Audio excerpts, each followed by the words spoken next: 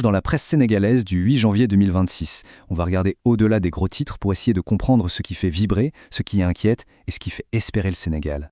Et d'entrée de jeu, l'ambiance est lourde. Ce jour-là, l'actualité est marquée par un drame terrible. Tous les journaux, sans exception, le crient à la une, le Sénégal est en deuil. Le pays vient d'être frappé en plein cœur. Tout de suite, c'est le flou, le brouillard total. Regardez ça. D'un côté, on a le journal L'Obs qui parle de 7 morts. De l'autre, le journal Tribune en annonce 18. C'est énorme comme différence. Ça montre bien le chaos, l'incertitude des premières heures quand une catastrophe pareille se produit. Bon, au-delà de cette guerre des chiffres, qu'est-ce qui s'est vraiment passé? Essayons de comprendre. On va revenir sur le drame humain qui se cache derrière ces manchettes, la terrible collision de Farafenni. Alors, voilà comment ça s'est déroulé. C'est une séquence vraiment tragique. Tout part d'une imprudence, une manœuvre complètement folle. Un mini-car qui tente de doubler dans un virage en territoire gambien. Et là, c'est le choc. Une collision frontale avec un bus qui arrivait en face, d'une violence qu'on imagine à peine. Et face à un tel drame, l'État sénégalais a dû réagir très vite pour organiser l'évacuation des blessés les plus graves vers Dakar.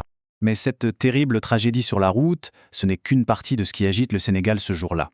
On va basculer maintenant vers un autre type de drame, celui qui se joue dans les tribunaux et dans les coulisses du pouvoir. Et là, la grande question, c'est celle de la responsabilité. Et autant dire que la scène politique est électrique, c'est le moins qu'on puisse dire. D'abord, un véritable tremblement de terre judiciaire, 2 ex-ministres, et pas des moindres, Ismaïla Madior Fall et Sophie Gladima, sont carrément renvoyés devant la haute cour de justice. Les accusations sont très lourdes. Pendant ce temps, au sommet de l'État, ça grince. Des tensions apparaissent entre le président Diomaye Faye et son premier ministre, Ousmane Sonko. Et comme si ça ne suffisait pas, l'opposition monte au créneau. Bougane Gueye Dany pose des exigences très claires, qualifiées de non négociables.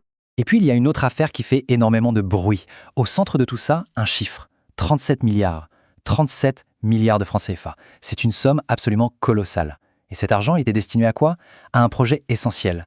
Amener l'électricité dans les zones rurales du Sénégal. Alors forcément, la question est sur toutes les lèvres, elle est simple, elle est directe, mais où est passé cet argent? C'est la question que pose avec force un député de l'opposition, Thierno Alassane Sall. Il en a fait son cheval de bataille. Et ce qu'il déclare après avoir mené sa propre enquête sur le terrain, c'est une bombe, tout simplement. Il dit, et je cite, « De manière claire, patente et définitive, AEE Power EPC ne se trouve pas dans notre pays.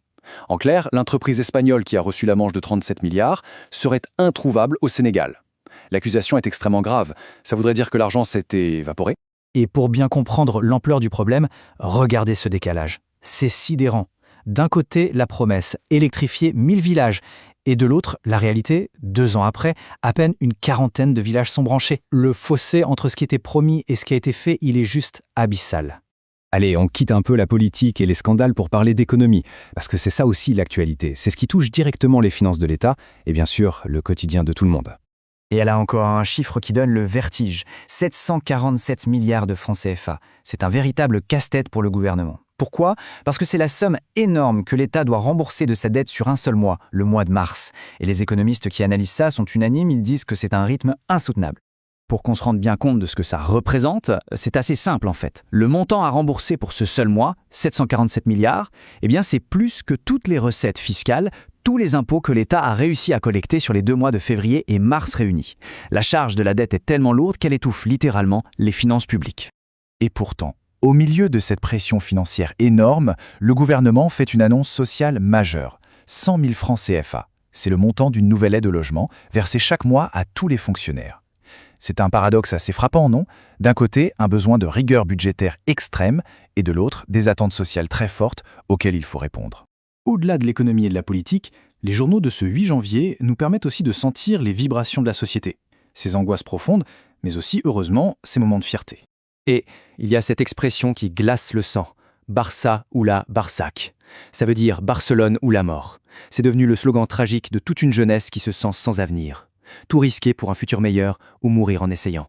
Et ce jour-là, ce drame de l'émigration clandestine prend un visage, celui d'une femme de 29 ans, arrêtée, soupçonnée d'être une passeuse, une baronne de ce trafic d'êtres humains. Les journaux du jour soulèvent aussi 2 autres grandes inquiétudes. 2 manières finalement pour un pays de perdre ses trésors. D'un côté, il y a la fuite des cerveaux. Le Témoin tire la sonnette d'alarme. Des profs sénégalais partent enseigner en Guinée voisine simplement parce que les salaires y sont meilleurs. Et de l'autre côté, la perte du patrimoine culturel. Une immense polémique enfle autour d'un projet qui menace de détruire une fresque murale historique. Regardez ce titre du Sud Quotidien, il est incroyablement puissant. De l'école de Dakar au Gravat, autopsie d'un héritage menacé. Waouh, en quelques mots tout est dit. Cette peur de voir un patrimoine artistique qui a fait la renommée du Sénégal finir en tas de décombres. C'est plus qu'un article, c'est un véritable cri d'alarme pour protéger la culture du pays. Mais heureusement, dans ce tableau un peu sombre, il y a une lueur, un moment de communion, d'attente fébrile qui rassemble tout le monde. Et comme souvent, ça se passe sur un terrain de foot. Tous les espoirs, toute la fierté du pays sont tournés vers les Lions du Sénégal, qui doivent affronter leurs voisins, les Aigles du Mali. C'est bien plus qu'un simple match de la CAN, c'est le derby, celui qui fait vibrer des millions de personnes.